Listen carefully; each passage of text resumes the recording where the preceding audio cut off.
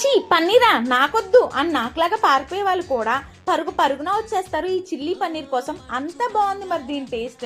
ముందైతే పన్నీర్ని చిన్న క్యూబ్స్ గా కట్ చేసుకొని దానిలో మిరియాల పొడి, సాల్ట్, మైదా, కార్న్ఫ్లోర్, కారం, వాటర్ వేసుకొని చక్కగా కలిపేసుకొని ఒక 5 minutes పక్కన పెట్టేసుకోండి. స్టవ్ మీద ఆయిల్ హీట్ అయ్యాక ఈ పన్నీర్ క్యూబ్స్ వేసి చక్కగా బ్రౌన్ కలర్ వచ్చాక పక్కకు తీసేసుకోండి.